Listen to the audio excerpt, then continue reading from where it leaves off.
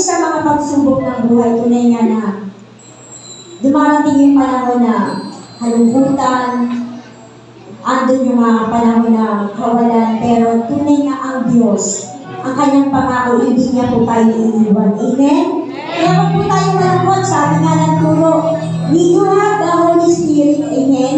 Yung Holy Spirit, meron siyang bunga, at ang bunga nun ay joy. Amen?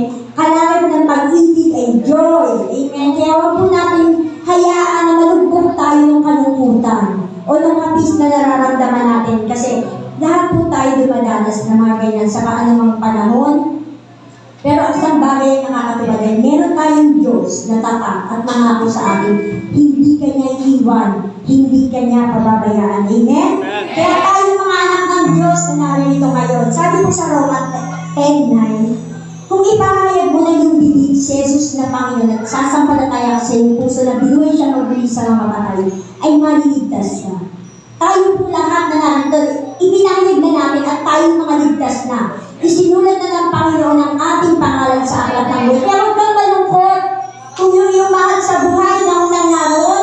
Pasalamat ka sa Panginoon dahil siya'y naroon na tayo rin ay darating sa panahon na sa itinakda ng Diyos, nakapanaw na ng bawat isa sa atin. Kaya tayo magalak na excited dahil darating ang Diyos sa kanyang pangako sa ating buhay. Ano man ang sitwasyon, ano ang hinaharap ng bawat isa sa atin, ang pangako niya ay tapat kay Panginoon. Amen. Palakpakan ng Diyos sa buhay. I-praise God, Lord. Amen. Tayo po manalangin. Purihin ka, O Diyos, na buhay na nagawa ng aming mga buhay, O Diyos. Naririto kami, Panginoon, para mapurihan ka, para itaas ka, Panginoon, luwalhatiin ka sa kabilangan ng anuman aming nararanasan, Panginoon. Tunay ang pangako mo, hindi magbabago. Sabi mo nga, Panginoon, ang mga tao ay nangangako at nabibigo. Ngunit Diyos na buhay ang nangako sa amin. Kailanman hindi niya kami iwan at hindi niya kami pababayaan. Kaya naman salamat po, Panginoon, sa iyo ang pinakamataas na pagpuli at pagsamba at pagdakila. Sa tanging pangalan ng Panginoong Jesus. Amen! Amen!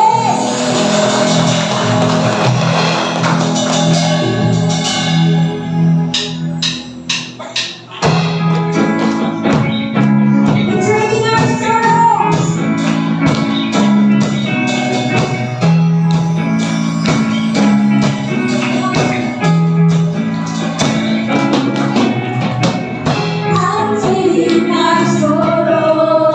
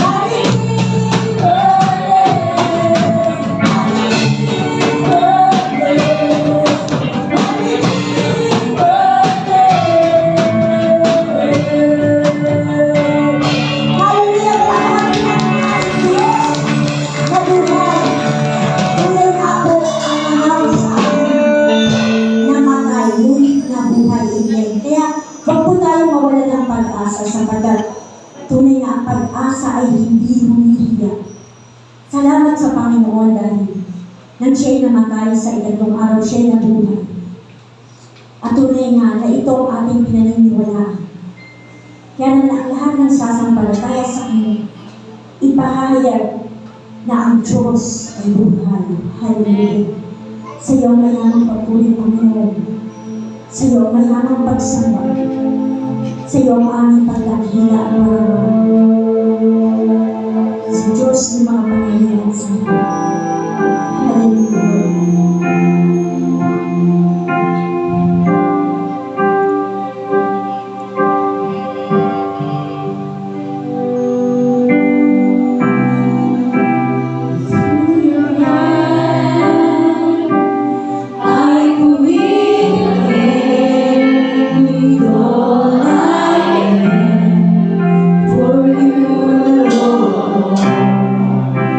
You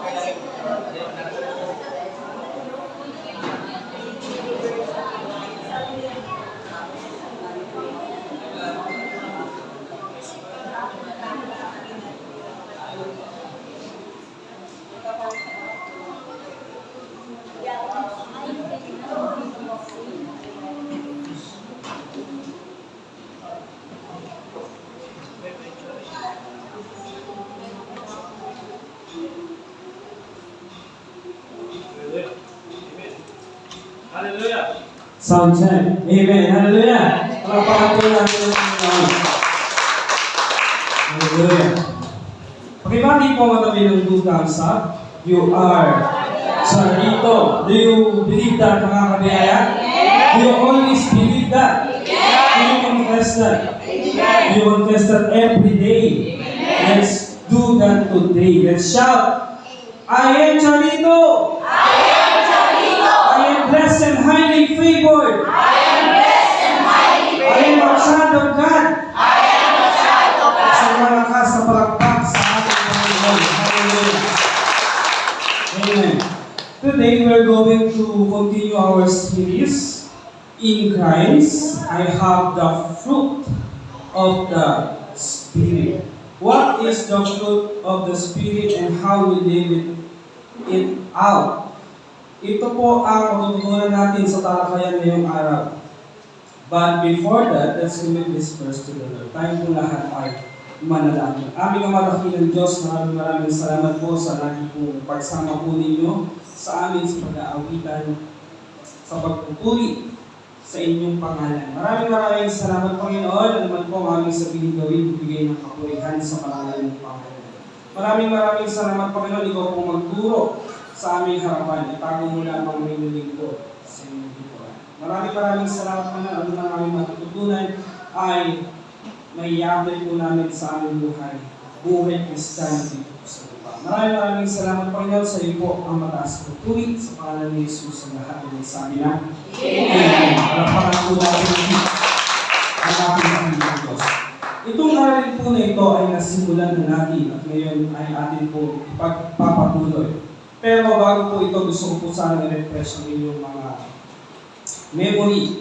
Magkaroon po tayo ng kaunting balik-tanaw sa ating napagdaan ng mga aralin. Are you ready? Umupo kayo ng pinakamaayos na upo ninyo. Okay? Pinakamaayos na upo. Okay, magkaroon po tayo ng kaunting review. In Christ, I am number 1. Yung yung salita kong mga nag-almusal. Okay? Once again, in Christ, I am number 1. Number 2. Completely forgiven. Number 3. Righteous and holy. Number 4. A child of God. Number 5. A new person inside. Number 6. Ay, number 6. Blessed and highly favored. I am Charito. Number 7. Rich and godly. Number 8. Healed and healthy. Number 9. Anointed to serve. Number 10. An ambassador of Christ. Sabi ko number 6, wala. Wala pa. Okay. Number 11, in Christ, I am number 11. Divinely protected. Number 12. Inseparable from God. Number 13. Redeemed from the curse. Number 14. God's new being. Number 15. Complete. Number 16. Reigning in life.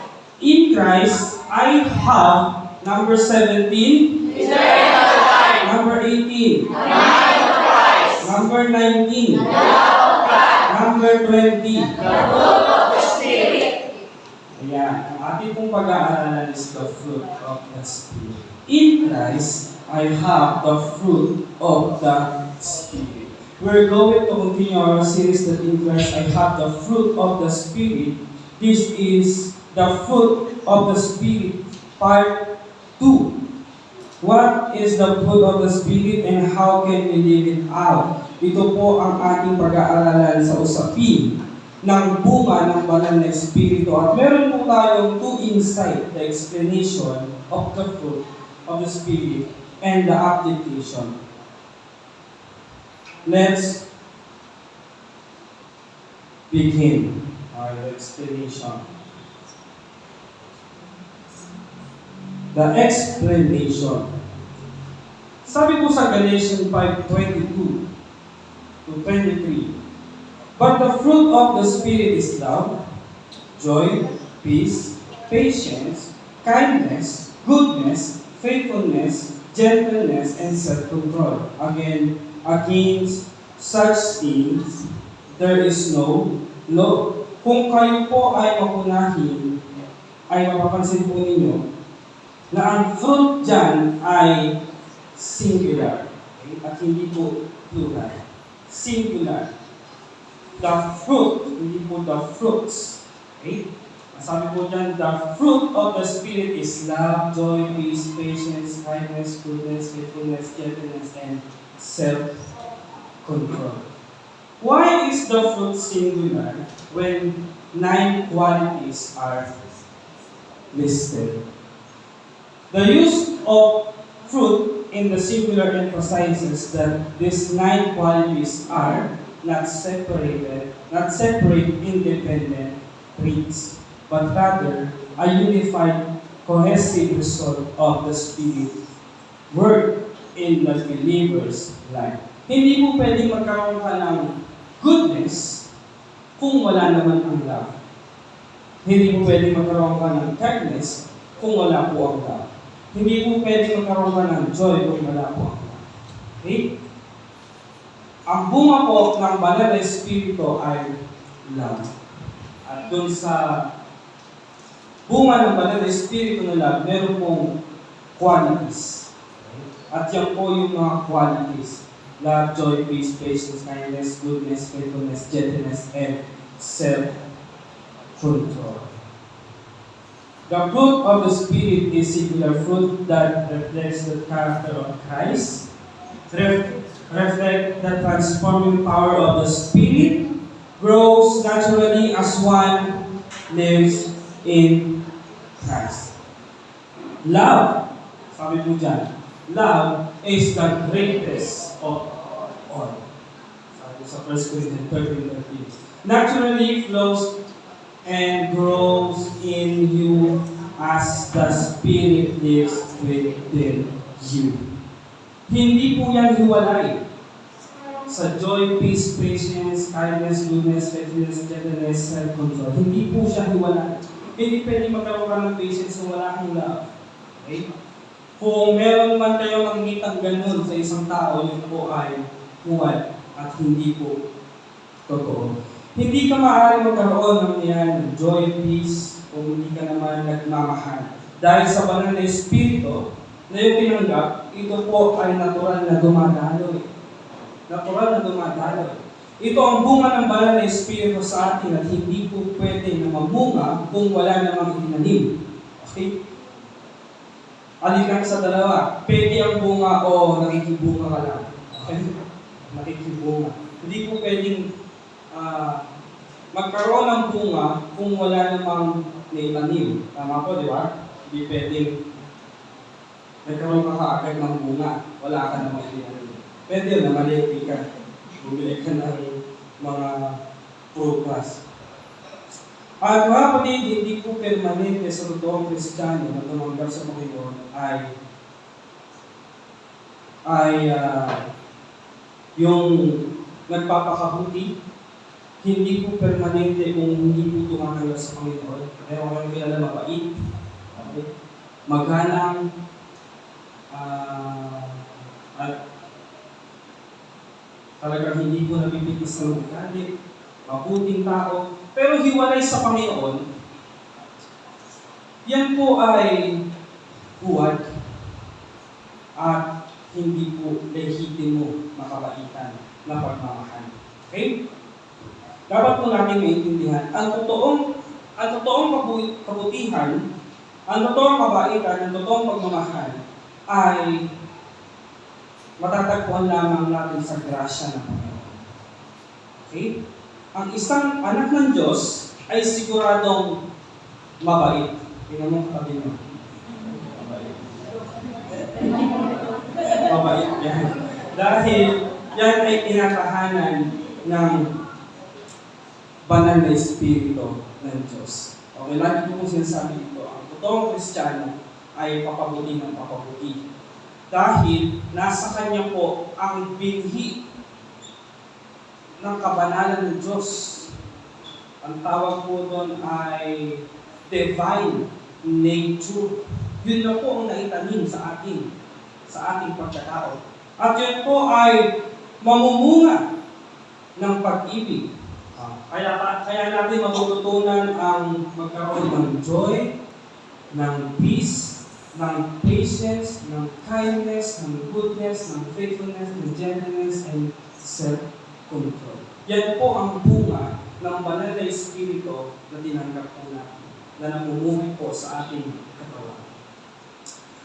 At kung meron mga Kristiyano na nagsasabi na hindi po natin nakikita ang mga bunga na ito, dalawa lang pong ibig sabihin. Maybe late, umuuspong pa lang, or maybe wala talaga. Okay? Late. Parang ganito. Meron pong Chinese couple. Sila ay mag-asawa. Buntis yung misis. Tapos, nanganak. Chinese couple po ito. Chinese couple. Nanganak. Paglabas ng anak, kinuha ng mister, yung anak niya, tinignan niya, nagulat siya, kasi yung anak niya, malaki ang mata. Diba, mga Chinese, ano mata niya? Malaki ang mata. Kita niya, nagulat siya. Laki ang mata mo, ano? At ang buhok kulot. At ang balat ang maitim. Chinese couple sila, bakit gano'n ang anak niya?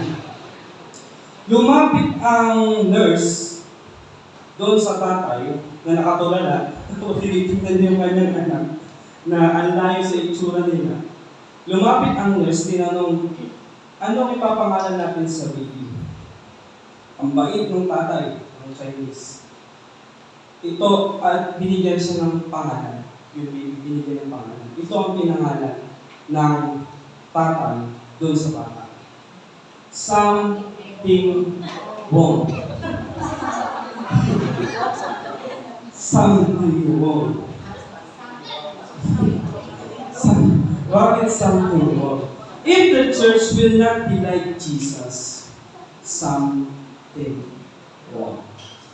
Kung ang isang tao ay nagsasabi na ako ay anak ng Diyos, at hindi po natin nakikita ang bunga ng banal na Espiritu sa kanyang buhay, mga kapatid, something wrong. Tingnan niyo katabi niyo, something wrong. Something wrong. Something wrong. Something wrong. Sabi mo, Kristiyano ka, Kristiyano ko, anak ako ng Diyos.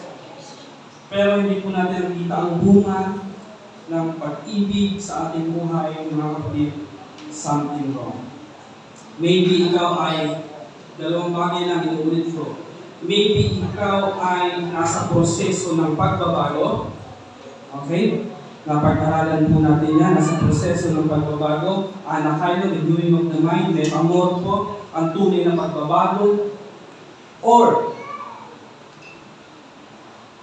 20 taon lang nakakalipas, hindi ka pa rin nagbabago. Baka ikaw na to. Si something wrong. Huwag po kayo magugulat pagka tinawag po namin kayo something wrong. Joke lang po. Mga kabiyaya, alam ko po, tayo po lahat ay tumanggap sa Panginoon. Mga tumanggap sa Panginoon, merong bunga ng banal na Espiritu, tayo po ay patuloy na magbabago at magiging katulad ng ating Panginoon Jesus. Amen. Palapakan po natin. Dahil po nasa atin ang bunga ng banal na Espiritu, natural lang na ito ay mamumunga.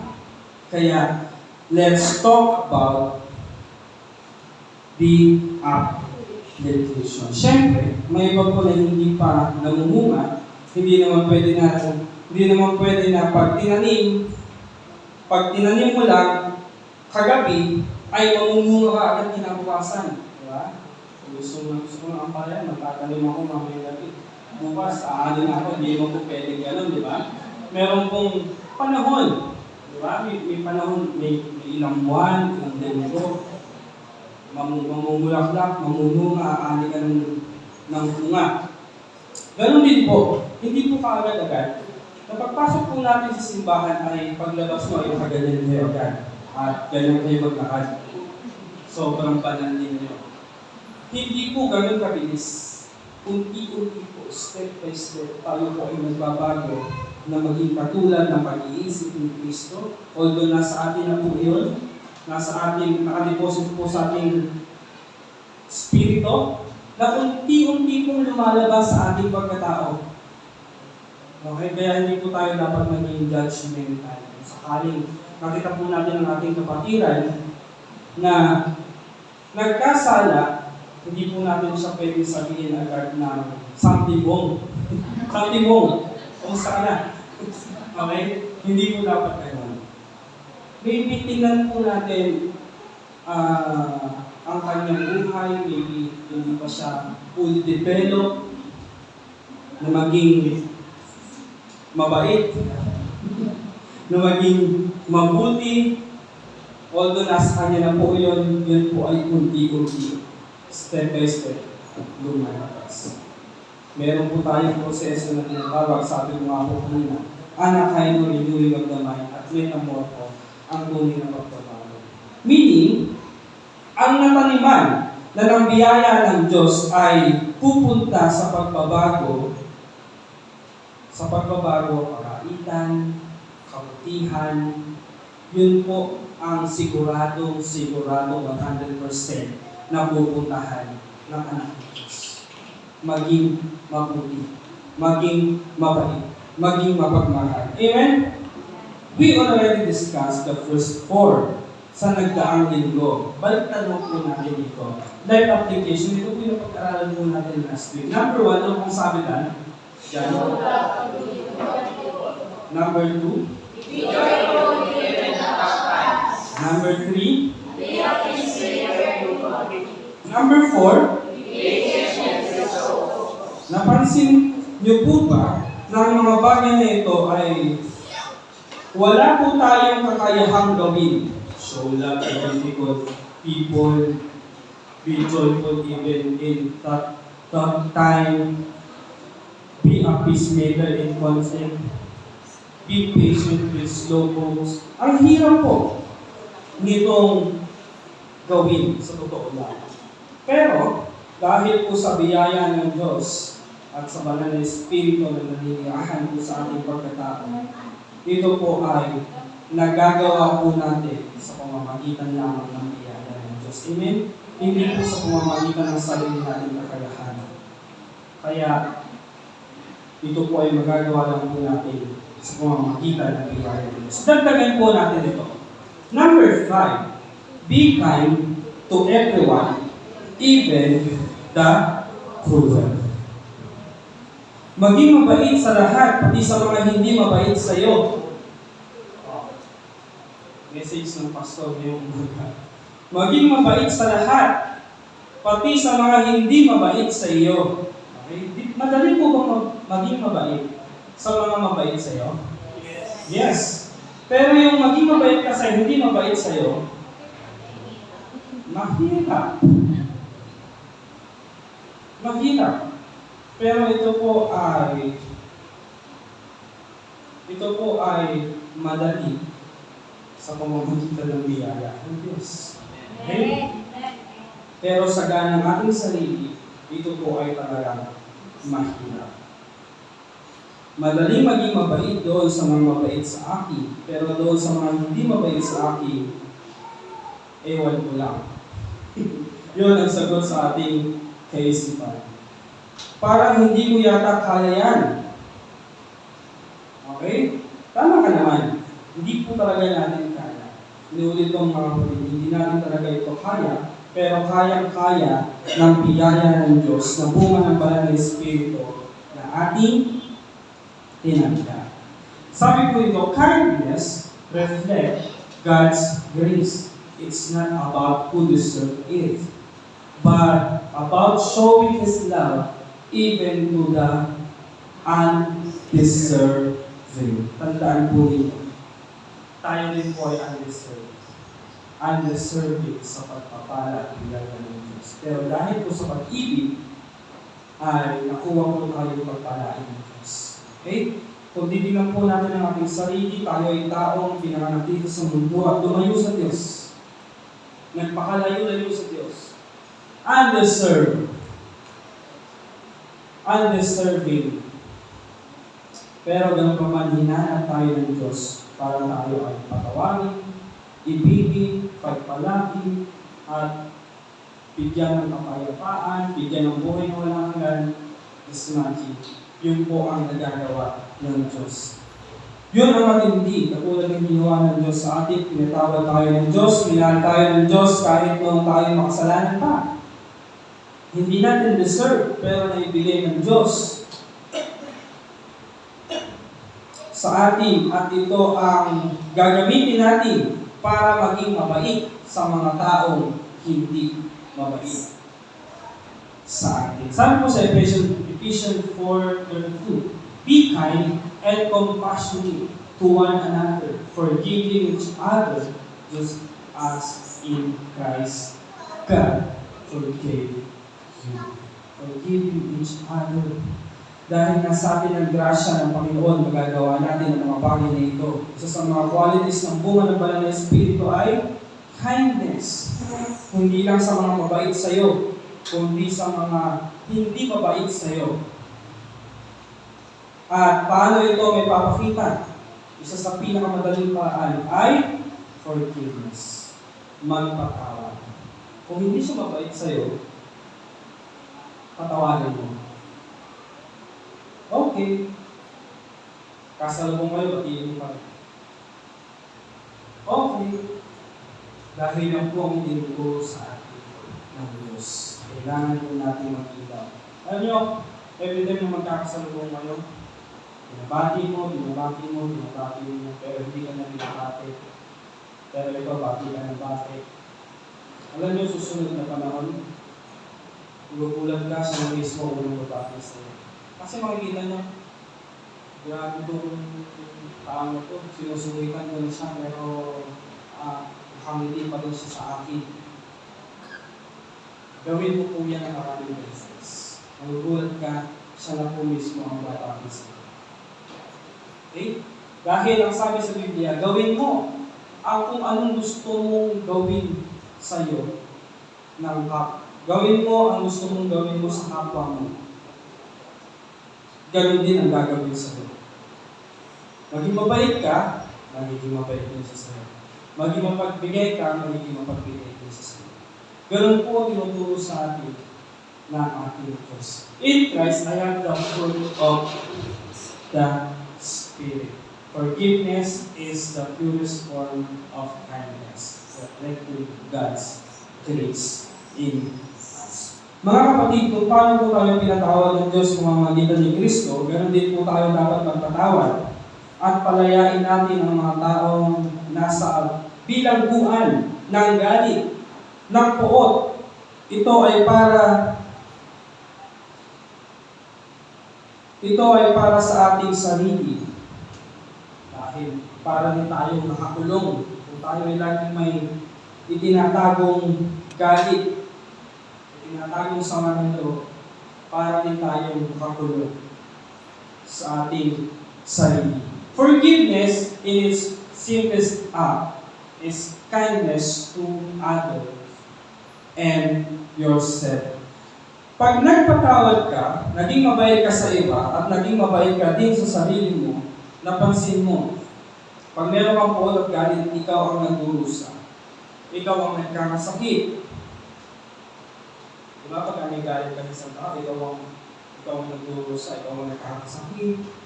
Ikaw ang nanangayanan, kaya isip sa kanya. Ikaw ang bumabawi. Okay? Pagtingin mo sa salamin, parang pangit ko na. Pulubot na yung mukha ko.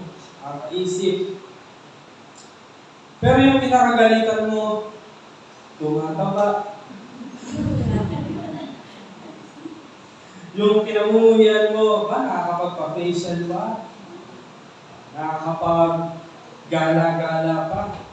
Nakakapagpa-massage pa? Samantalang ito, nagmumukha mo sa bahay at galit ka pa rin sa kanya. Pero ikaw na galit sa kanya ay umiitim na umiitim, pumapangit na pumapangit, sapagkat ang kagandahan ng iba ay nasa kagandahan ng puso. Okay? Nasa kagandahan ng puso. Kung maganda ang iyong puso, maganda rin po ang iyong mukha. Maaliwangas. Tinawag mo nga kami. Alam niyo napansin ko mga kabiyak. Pag gusto mo kayo patawanin, sabihin ko rin na nyo katabi mo. Nakakatawa ba yung katabi mo? Ayan mo na nakapansin yan. Pag gusto mo kayo patawanin, hindi na yung katabi mo. Sige, hindi na yung katabi mo. Oo, tama, magpapatawa kayo. Pero kung nakakatawa ba yung katabi nyo, ano? Kung maganda po ang ating puso, mga kapatid, tayo po ay, siyempre, lagi tayo naka-smile. Lagi naka-smile, nakangiti. At blooming. Kasi masaya. Pero kung ikukulong mo ang iyong puso sa galit, sa puot, sa problema, I'm sure, hindi ka na maliligo. Nakakatamad. Hindi ka na rin magtututbrush. Doon ka na lang sa bahay, mumugmok. Tama po ba? Pag malungkot ang puso, nakakatamad. Diyan ka na lang sa bahay eh. Di mo naman makuhang maligo, di mo na rin makuhang kumain. Tama? Wala kang ganang kumain. Pag malungkot ka. Wala? Pagka hindi ka masaya, wala kang ganang kumain, wala kang ganang sa maraming bahay. Kaya po yung sinasabi ko sa inyo, pag malungkot kayo at kinukulong yung sarili mo sa kalungkutan, papangit ka. Hindi ka kakain, papayat ka. Hindi ka na maliligo, iitin ka. Dudumi ka ng dudumi. Okay? Pero kung ikaw ay masiyahin, pag-gising ko lang sa umaga, masaya ka na, dahil meron kang love, meron kang joy. Okay? Meron kang peace, payapaan, o meron kang patience doon sa taong inaano mo. Meron kang kindness, goodness, faithfulness, gentleness, and self-control. Kaya po mga kapatid, yung love po na yan ay nasa inyo. Kaya wag na po tayong magmukmok. Ayan, kung sakaling merong may galit sa inyo, okay. Ikaw ang pumangit. Huwag mo na akong isali. Basta ako masaya ako. Kung hindi mo man ako gusto, okay. Basta ako masaya. Gusto kita. Gusto kitang makabatian. Dahil ako ay binigyan na ng Diyos ng joy. Dahil ako ay may love. Amen? Palakpakan po natin ito. Sabi po sa Romans 12:17, huwag ninyong gantihan ng masama.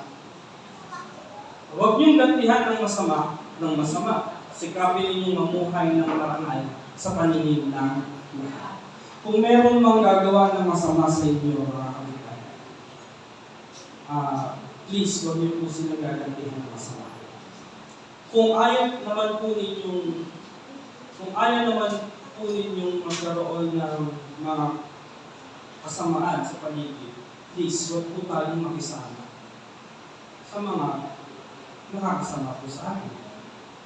Okay? Para ikaw ay safe. Pero kung ikaw naman yung matatag, kahit gawa ka ng masama, ay susuklian mo ng mabuti, okay yan. Maganda yan. Okay?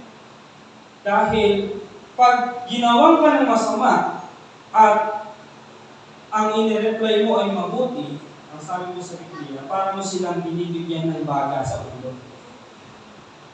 Parang ipinapahiya mo sila. Kasi isa lang naman ang goal ng masama eh.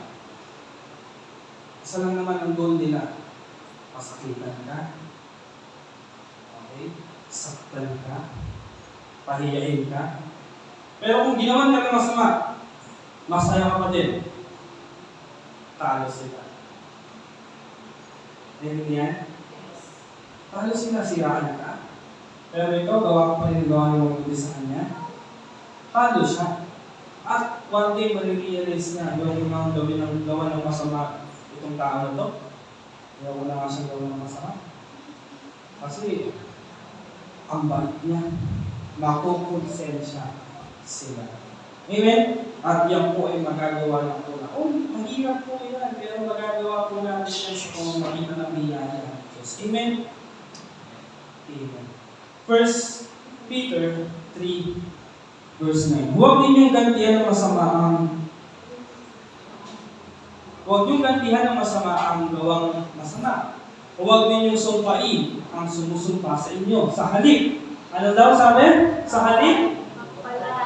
Pagpalain sila, sapagkat ito ang dahilan ng pagtawad sa inyo at kayo'y tatanggap ng pagpapala. May pangako na ng Diyos.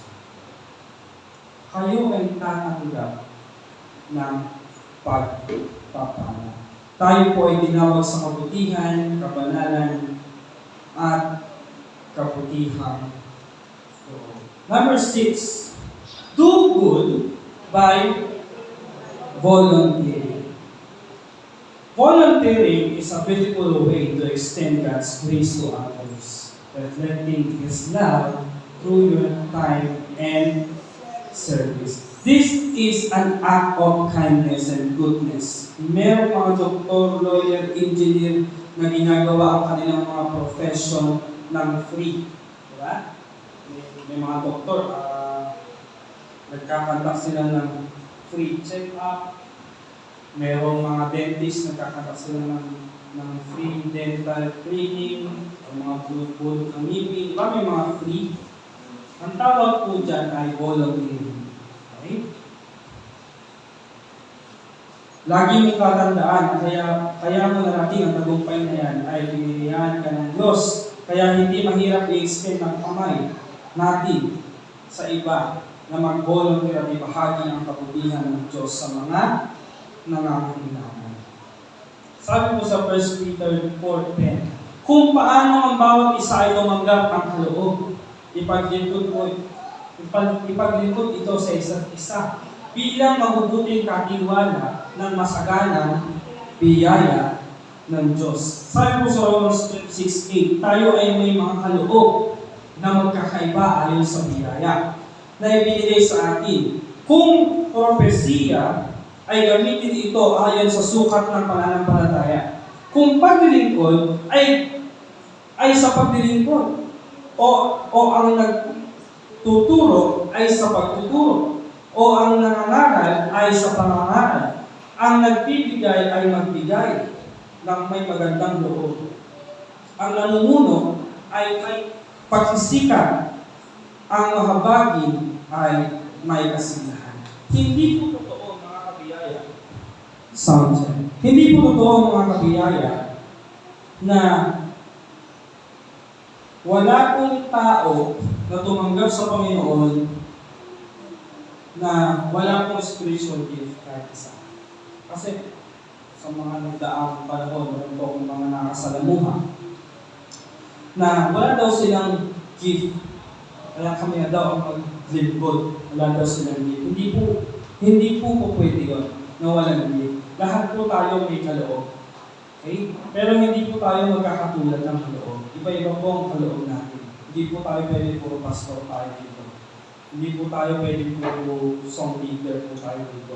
Walang tututo. Okay? Hindi po pwede iisa tayo ng kaloob. Meron po tayo kanya-kanyang kaloob. Kung tumanggap po tayo sa ating Panginoon, meron pang kaloob. Isa, dalawa, tatlo. Pero meron isa. Sigurado yan. Meron isa. At gagamitin natin yan sa paglilingkod sa Panginoon. Volunteering. Yan, yung mga nagpapaawit dito, yung tumutugtog, yan ay volunteering. Volunteer. Na maglingkod sa Panginoon. Dahil ang ating pong church ay maliit lang. Hindi po natin na kayang tustusan ang kanilang mga kailangan. Okay? Hindi po ito trabaho. Ito po ay ministeryo. Minsan nga may nagsabi sa akin, nag-aaral ako sa Bible School. Ano nangyayari sa'yo dyan? Pagkatapos ko makatapos yan. Sabi ko, naliligo daw sa Diyos. Okay? Laging sinasabi nila, paano ang buhay mo, ang Diyos ang bahala. Okay? Ang Diyos ang bahala. Dahil ito pong pagpapastor, dito ay ministeryo, hindi po trabaho.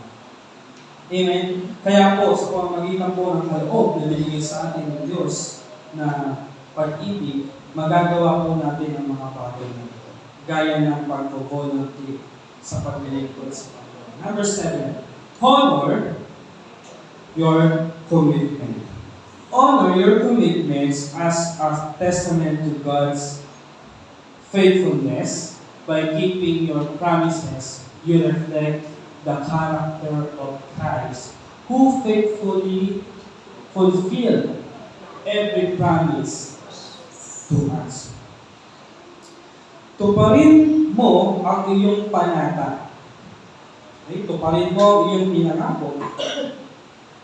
Inuuhan mo, sinabi mo yan, pupunta ka, dapat pumunta ka. Okay? Commitment. Meron kang commitment. Okay? Pag sinabi mo, yes, yes. Pag sinabi mo, no, no. That is what responsibility is. Huwag mo i-deadma. Huwag mo isinso. Be responsible. Anak ka ng Diyos, hindi ka responsable tao. Mag-mature ka. Yung commitment na pinasok mo, pangatawanan mo. Dapat. Ang sabi mo minsan sa gawain, sige, matulog na kayo. Ako lang bahala dito. Ako lang magbabantay. Lumipas lang ang 30 minutes na una ka pang matulog. Okay?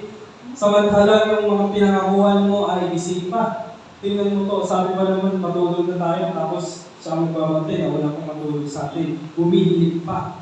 Okay?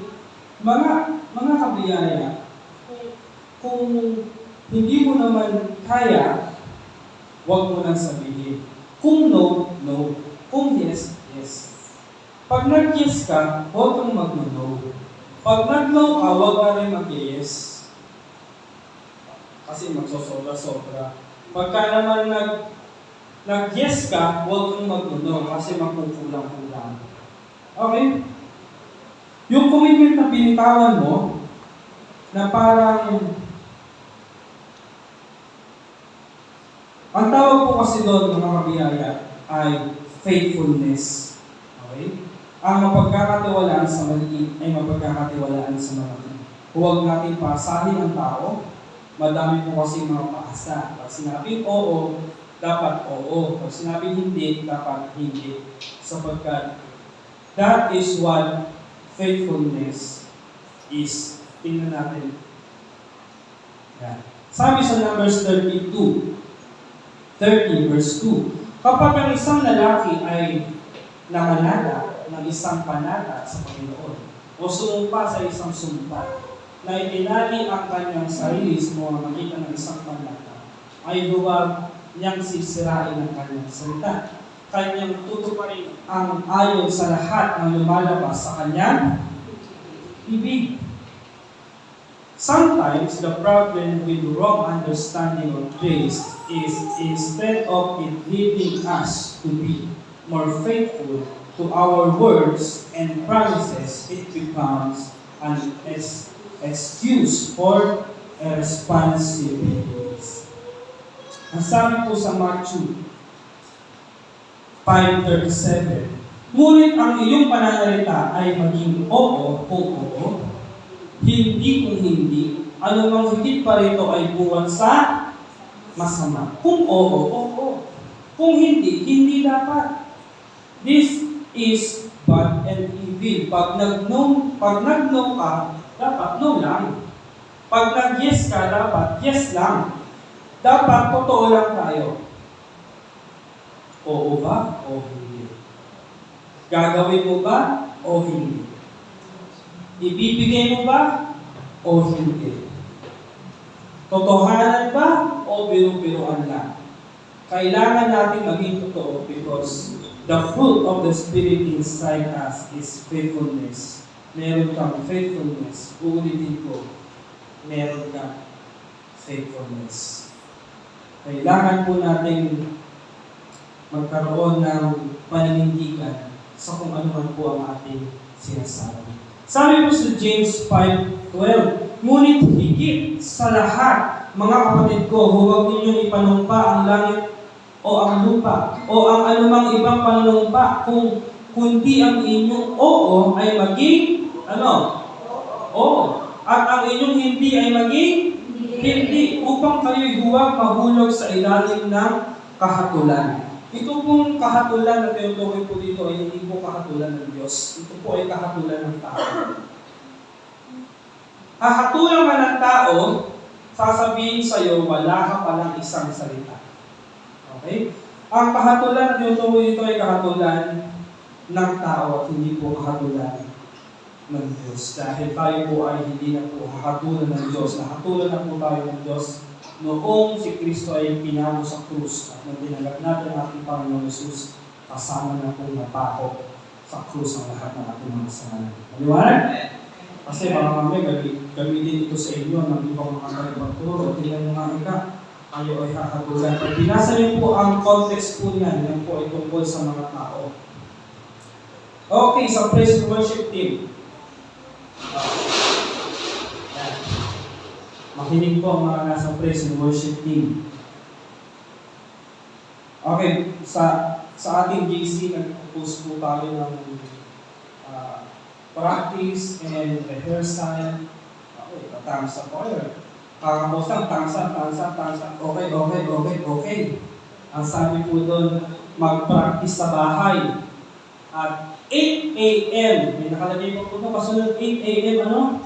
Sharp. Alam na mga praise and worship team. 8 a.m. sharp. Kaya nagpuso, nag-light. Pero dumating 8:30 sharp. 8:30. Mga kapatid, minsan ang iniisip po natin. Ako po sabi ko po sa inyo, hindi po ako galit. Okay? Hindi po ako galit. Dahil ako rin po ay nakakaaral ng salita ng Diyos. Hindi ko po kayo ginagagalitan. Okay? Ito po ay salita ng Diyos. Kasali po ako dito. Okay? Pagdating ng rehearsal, kung minsan, doon pa lang magpa-practice. Okay? Praise and worship team, doon pa lang kayo magpa-practice. At kadalasan tayo po ay nalilig sa ating pinangakuang oras. Remember, your yes is yes, and your no is no. Kung yes ka, nag-thumbs up ka, nagpuso ka, kailangan po natin yung pangalaman. Hindi po tungkol sa pastor yun, hindi po tungkol yun sa miyembro. Late na ako darating kasi late din naman dumating yung drummer. Late din naman dumating yung gitarista.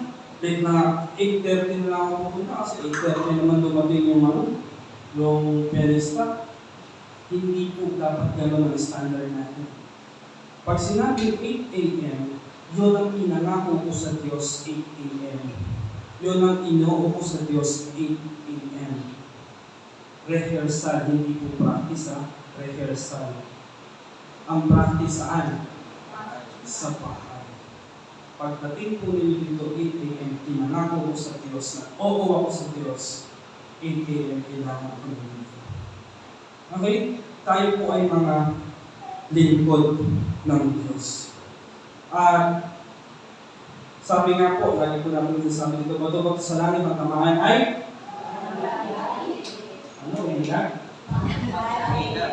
Bato sa langit ang tamaan ay magbago. So, baguhin na po natin. Baguhin po natin. Alam niyo po ba, hindi po sa pinagmamayabang ko ang aking sarili. Ito po ay sa pamamagitan ng biyaya ng Diyos. Nung ako ay nag-church po sa amin sa liputan, ang church service po namin ay 9 a.m. Guess what kung anong oras po ako nakarating ng church? Ha? Alas 6 ng umaga, nasa simbahan na ako. Anong ginagawa ko sa simbahan alas 6 ng umaga? Nagugulat ka sa akin nagugulat ka yung caretaker ng church sa akin. Alas 6, alas 7, nasa simbahan ako, kinukuha ko yung ginigising ko pa sila para kuhanin ko yung susit, bubuksan ko simbahan. Anong gagawin ko doon? Alas 9 pa naman ang church. Eh gusto ko maaga sa simbahan. Naglilinis ako. Pupunasan ko yung upuan. Nililinis ko yung bangkuan. 7, hanggat kaya kong maaga ko pupunta ng simbahan. Dahil ang pangako ko sa Diyos, gamitin mo aking paa, gamitin mo aking kamay, gamitin mo aking bibig para maglingkod sa inyo.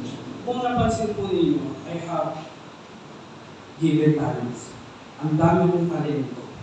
Hindi ko po pinagyayabang aking sarili, hindi po sasabing mahusay ako. Ang dami ko po talento sa paglilingkod sa Diyos. Kahit sa inyo po ako inagay, ay kaya ko. Ang una kong ministeryo, children. Nagturo po ako ng Sunday School for Children. Sunod kong ministeryo, pinag-aralan ko maglinis ng simbahan.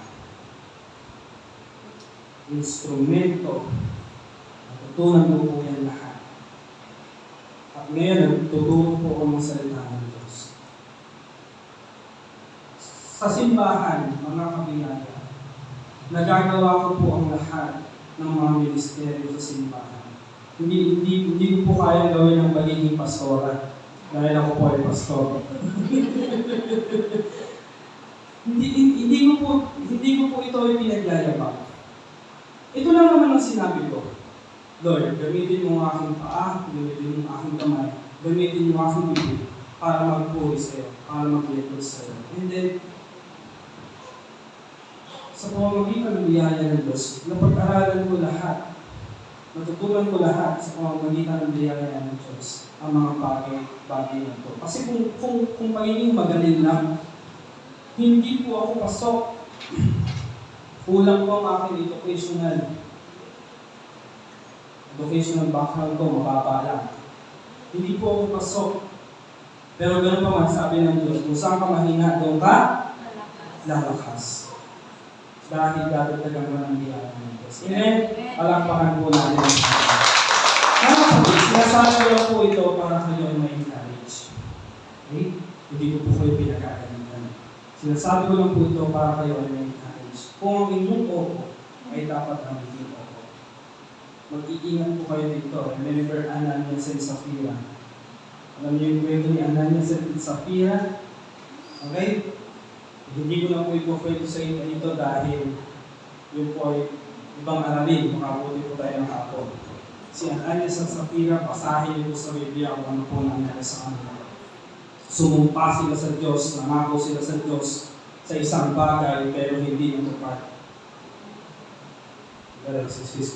Basahin niyo sa Biblia kung ano po ang nangyari. Mas mainam para hindi ka mag-yes, para hindi ka asahan. Okay, sa mga song leader po. Sige, ako ang song leader next week. Pero pagdating ng Sunday, wala ka naman. Alas 10 na, wala ka pa, di pa nagsisimula yung church. Kasi song leader ka eh. Naiintindihan? Song leader ka, ikaw ang mag-uumpisa ng church service. Antay kami na antay sa'yo. Natutulog ka pa pala. Dapat, kung may emergency, wala namang problema, pero magsabi po kayo. Hindi mga kaputog, wala pang problema, magsabi po kayo. Sa mga nakatalagang usher, pag naka-assign, please, huwag mong pilitin umaten. Huwag pilitin. Alisin niyo yung pilitin. Huwag yung pilitin. Kailangan nyo umaten. Kasi usher kayo. Hindi po yung basta-basta usher lang. Magkakaroon kayo ng ng Holy Communion. Maghahawak kayo ng, ano yun, yung offering bag. Tama ba yung offering bag? Tama ba? Yun lang naman ang ano ko yun lang naman ang ministry ko hawakan lang naman yun Hindi ba pwedeng next week na? Hindi po pwedeng next week. Ang lagi niyo po tatandaan na yes kayo. Kanino? Sa Diyos. Ang oo mo, dapat oo. Pag hindi, hindi. Pag sinabi, pwede mo ikaw ang usher next week sa offering. Yes! Sabi mo agad, yes. Madali ka. Pero, hindi ka mo dumalo. Pagkatapos ng church, ako mo sinabi, sorry, sister, hindi ako nakadalo. Hindi po kayo nagkasala kay sister. Mga kapatid, nagkasala po kayo sa Diyos. Yung oo mo, dapat oo. Kung hindi ka makakadalo, alam mo hindi ka makakadalo, magsabi agad ng no. Hindi po ito tungkol sa ating mga tao. Hindi po ito tungkol sa nag-a-assign sa inyo. Hindi po ito tungkol sa kay pastora, kay pastor, hindi po tungkol doon. Ito po ay tungkol sa Diyos. Tungkol sa Diyos at tungkol sa iyo. Kailangan meron po tayong isang salita. Okay? Hindi po natin dapat sabihin usher lang dahil tayo po ay pantay-pantay sa Panginoon Diyos. Lahat ng gawain, pupunas ng upuan, nagmamaplan ng church, hindi po yan lang. Ikaw ay naglilingkod sa hari ng mga hari at anak ng kataas-taas ng Diyos. Amen. Palakpakan po natin. At ang mapagkakatiwalaan sa maliit ay mapagkakatiwalaan saan? Sa malaki. Okay. Kung minsan, alam naman po meron po tayong mga emergency na hindi talaga makakadalo. Okay? Sa mga nakatalagang gawain. Okay, naiintindihan naman po yan. May emergency, mga kailangan talaga, na hindi ka makakadalo. Meron naman po talaga na emergency. 8 a.m. ang usapan, rehearsal. 8 a.m. rehearsal. Parang yung 8 a.m. gigising. Gigising, magmamadali ka ngayon. 8 a.m. gigising, 3 minutes, maliligo. 3 minutes, maliligo, nagmamadali. 30 seconds, magtututbrush. Okay? May biyahe pa, magbibihis ka. May biyahe ka pa. 30 minutes, babiyahe ka. Makakarating ka dito, 8:30, 8:40. Ang dami ng tao, tsaka pala kayo mag-rehearsal.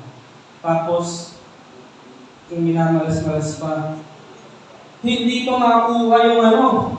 Kasi sa bahay nag-practice, ibang pinractice ni drummer, ibang version yung pinractice ng gitarista, ibang version naman yung pinractice ng pianista, ibang version naman yung pinractice ng songwriter. Wow! Very good. And nagkulang kayo sa oras. Kayo ang nakatalagang mag-lead ng worship, pero ang gulo nung nangyari. Pero kung kayo ay maaga sana, nagawa ng paraan. Mga kapatid, marami na po akong experience na hindi ko po dito sa church, sa ibang church. Ang dami ko na experience ng ganyan. Magsisimula na pero hindi kami nakahanda, which is pagkukulang natin sa Diyos. Okay? Pagkukulang natin sa Diyos. Mga kapatid, kailangan po talaga natin maging faithful. Kailangan po natin magkaroon ng kaayusan. Diba? Hindi tayo dapat si Kay sira-sira at wherever we be, will be.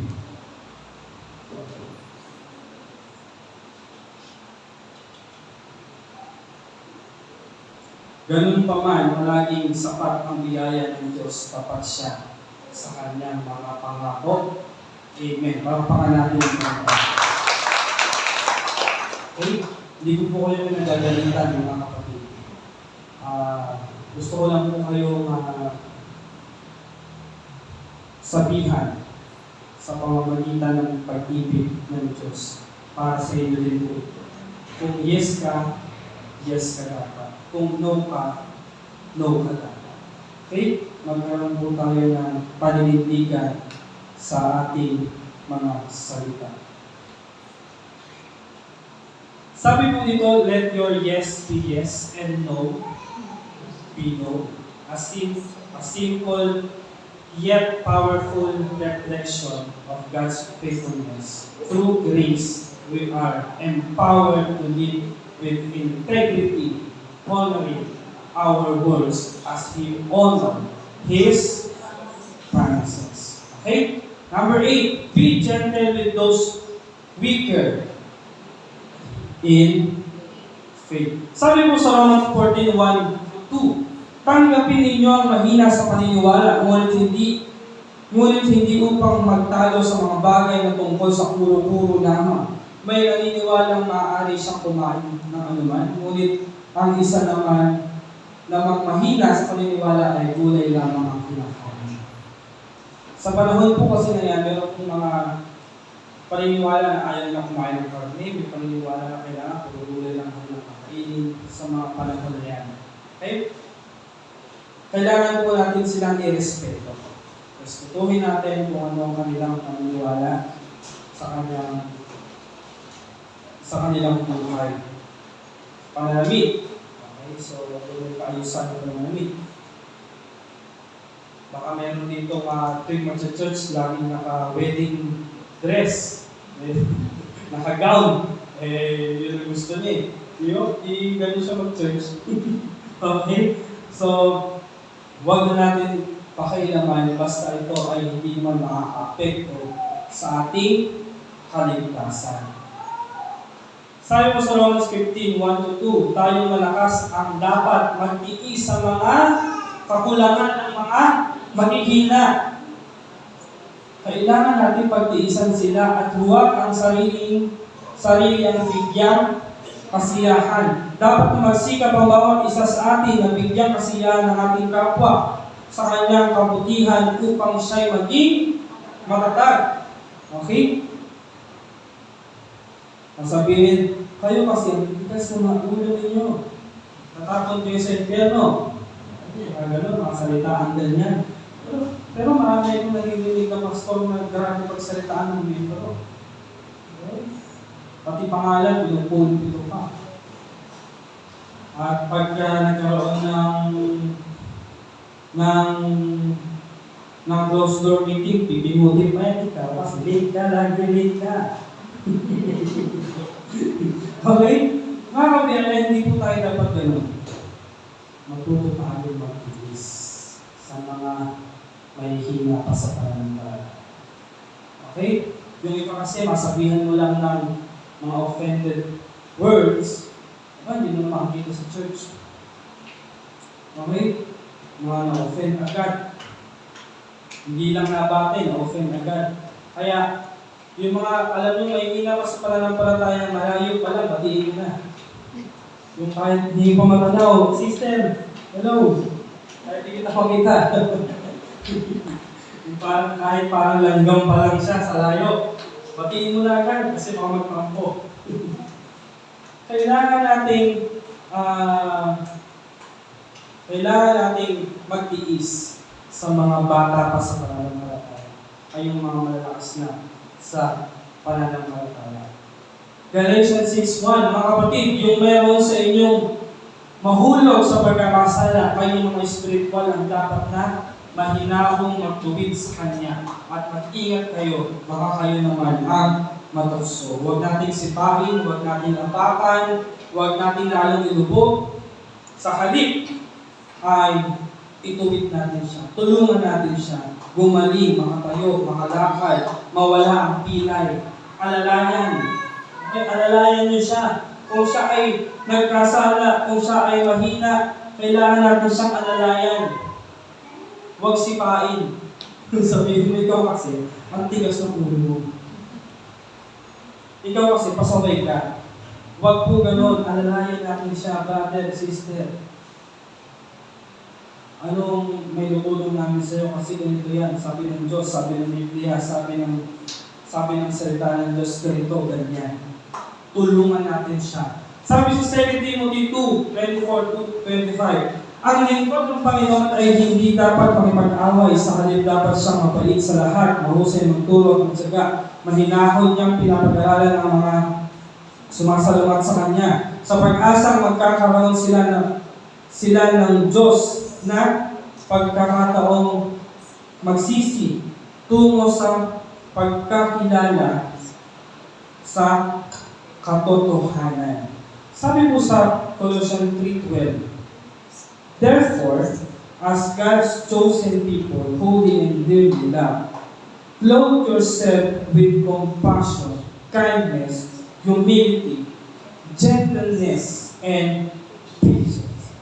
Gentleness and patience. Ito po ang huli natin pagkakaroon ngayong umaga. Number 9, control your words, anger, and appetites. Sabi po dito, grace empowers us to control our words, anger, and appetites, reflecting the fruit of the Spirit in our lives. Sabi po sa Kawikaan 10 verse 9, ang taong masalita ay madaling magkasala. Ang tao namang marunong ay pinipigil ang kanyang dila. Sabi nga po ng kasabihan, more talk, more mistake. Kung hindi kailangan magsalita, pigilan mo yung dila. Okay? Hindi po lahat ng panahon kailangan magsalita. Minsan sa dami ng iyong sinasabi ay hindi na po totoo. Okay? Nagiging kwentong kutsero, nagiging kwentong barbero, at kung ano-ano ang pinag-gagawin mo. Mas mainam pa na maging tahimik ka na lang, magsalita pagka kailangan, magsalita pag kinakailangan, at huwag po natin pilitin ang ating bibig na magsalita na hindi naman totoo at walang katotohanan. Sabi sa Ephesians 4:29, hindi dapat mamutawi sa inyong mga bibig ang anumang masamang pananalita, kundi ang mabuting bagay lamang na makapagpapatibay upang ito ay makatulong sa mga nakikinig. Mahalaga po ang kontrol sa pagsasalita kahit hindi mo sinasadya na yung sugat versus salita. So po yan. For example, hindi mo sinasadya, nasugatan mo yung kapatiran, nagalusan, ang sinasadya, yun po ay gumagaling. At paggaling po nun ay maybe close na kayo ulit. Pero pagka ikaw ay nakapagsalita ng hindi maganda sa iyong kapatiran,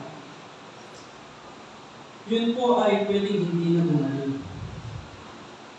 At madala niya po sa mahaba panahon. Kaya mas mainam pa na makasugat ka physically, huwag ka lang makasugat emotionally. Okay? Dahil iba po ang kapangyarihan ng pagsasalita. Iba po, sa totoo lang. Yung napagsalita ka ng hindi maganda,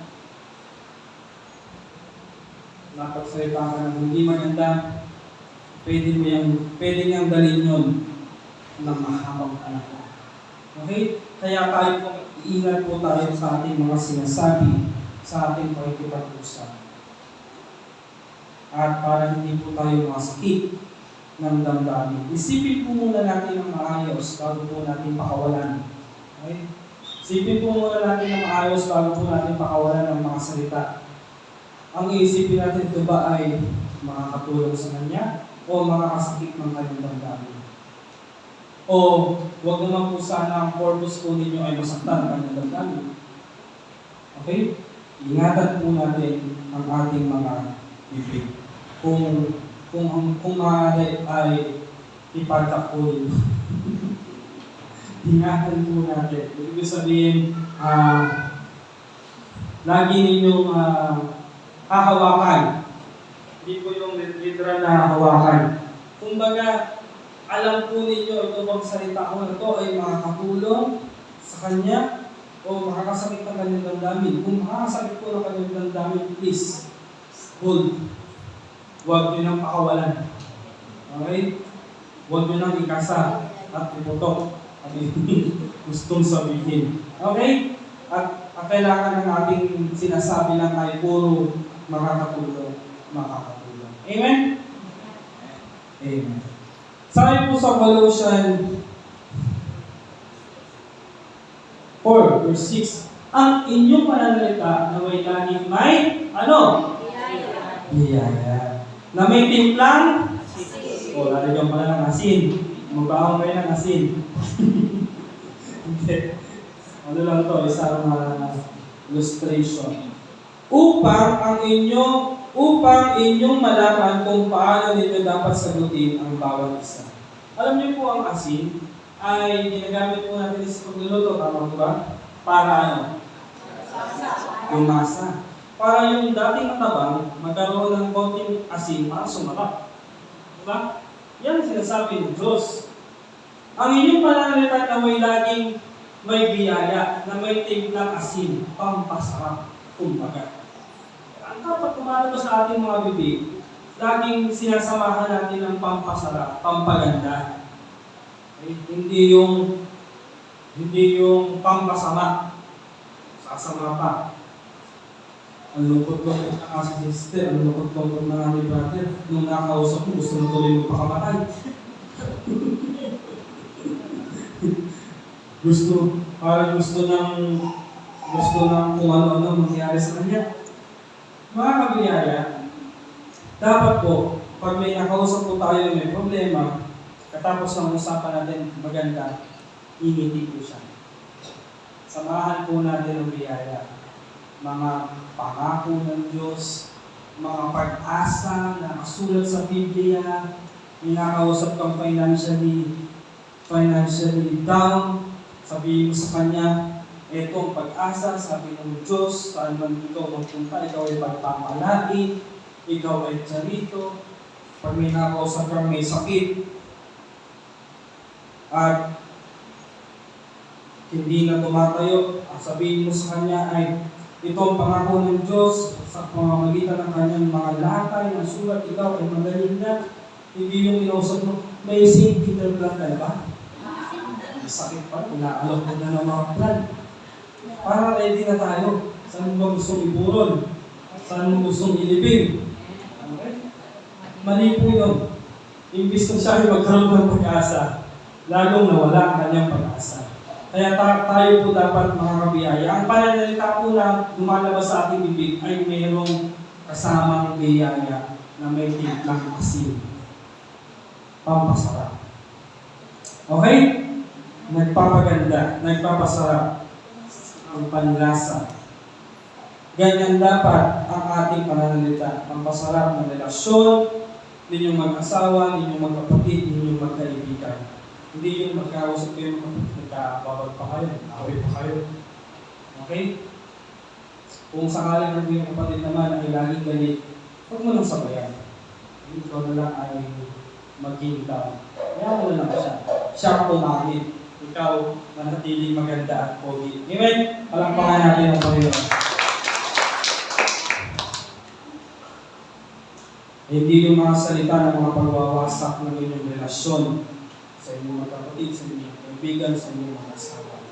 Piliin po natin ang salita. Okay? Paglabas po natin dito sa tahanan nito ay piliin po natin mabuti ang mga salita na lalabas po sa ating mga kapatid. Kung hindi po masakit, kung hindi po ikahihiya ang ibang tao. Kung sakali man na mayroong nasabi sa inyo ang mga tao sa paligid, ay siyempre, patawarin na rin po sila. Magalit kayo, ngunit huwag magkasala. Huwag hayaan lubugan ang araw ng inyong galit at huwag bigyan ng pagkakataon ng diyablo. Ang sabi po dito, magalit kayo. Pero huwag magkasala. Pwede, Pastor, pwede po bang magalit ng hindi nagkakasala? Pwede. Pwede namang magalit na hindi mo binabalibag ang TV. Pwede namang magalit na hindi mo binabalibag ang rep. Kaya mo yun? Pwede namang magalit na hindi mo nakakit. Yeah. Pwede namang magalit ng hindi ka nagsasalita ng hindi maganda. Eh, magalit ko si Jesus, nagalit din. Nung sa Holy Temple, nung pagpasok ni Jesus sa templo, nakita niya maraming nagsusugal, nagbebenta ng mga kung ano-ano, pinagpataog na, nagalit siya. Pero hindi nagpasa. Ang sabi ng Panginoon dito ay huwag hayaang lulubog ang araw na ikaw ay galit. Okay? Pwedeng magalit, pero huwag tayong magkakasala. God-given appetites are a gift meant to be enjoyed within the boundaries of His design. Grace teaches us self-control, empowering us to align our desire with His purpose. Hindi lamang po ang salita, hindi lamang po ang galit. Kailangan din natin pigilin ang gana. Gana. Maraming pwedeng gamitin ang gana. Hindi naman siya masama, pero minsan nagiging masama. Kaya ng pagkain. Sobrang gana kong kumain. Okay, kailangan natin kontrolin. May mga pagkain na masama pagka sobrang dami. Okay? Kontrolin po natin ang ating mga kinakain. Sa inumin, lahat gusto mong inumin. Pati Sondros, gusto mong inumin. Sobrang gana mong uminom ng kung ano-ano. Okay? So, kailangan po natin ito ay kontrolin. Okay, sa tulog, sobrang lakas mong, sobrang gana mong matulog. Kahit sa church, matulog ka. So, yung gana mo, mga kapatid, hindi naman masama matulog. Hindi naman kayo niusgan, pero ginigising namin kayo. Sabi mo sa katabi mo gising. Okay? Yung gana sa gastos. Grabe, ganatong ako sa paggastos. Gastos yung gastos, kahit wala nang panggastos. Okay? Marami pong gana na kailangan natin kontrolin. Malita din ng Shopee sa bahay. Patong ng Shopee, Lazada. Okay? So, kailangan po natin kontrolin yung mga bagay na hindi naman po dapat, hindi po natin dapat piliin. May mga pagkain na kailangan po natin kontrolin. Okay? Maliwanag po, yan po ay kaloob ng Diyos sa atin. Self-control. Pag-aralan po natin ang kontrolin ang ating sarili. Dahil meron po tayong bunga ng banal na Espiritu na self-control. And sin enters when appetites go unchecked, but the Spirit is able to live within balance and freedom. Huwag pong sobra. Kailangan napipigilan po natin at nakokontrol po natin ang ating gana. Kung minsan kasi ito ay nagiging masama. Okay? Titus 2:11-12. For the grace of God that brings salvation has appeared to all men. It teaches us to say no to ungodliness and worldly passions, and to live self-control, upright, and godly lives in this present age. Meron po tayong self-control. Kailangan kontrolado po natin ang ating sarili. Your words, your appetites, your anger. Control your words, anger, and appetites. Okay, basahin po natin muli ang lima ito, napag-aralan natin. Napag-aralan po natin ngayong umaga. Life application. Number 5, anong sabi dyan? Number 6. Number 7. Number 8. Number 9. At ang ating big idea ay in Christ, I have the fruit of the Spirit. Meron na po tayo. Hindi po natin yan pipilitin hindi makuha, hindi po natin yung pipilitin gawin, kundi sa pamamagitan ng biyaya ng Diyos, yan ay unti-unti lalabas sa ating pagkatao. Amen, palakpakan po natin. Okay, kung nais po ninyo na magkaroon kayo ng bunga ng banal na Espiritu, ang mga kausap ko po ay yung mga sa tingin nila hindi pa nila tinatatapakan ng Panginoong Jesus. Ito po ang pagkakataon na tanggapin po natin ang binhi ng banal na Espiritu at lalo po itong umusbong sa ating buhay. Inanayahan ko po na tayo ng lahat ito ngayon. Kung nais po ninyo na magawa ang mga pinag-aaralan natin, nakaroon kayo ng pag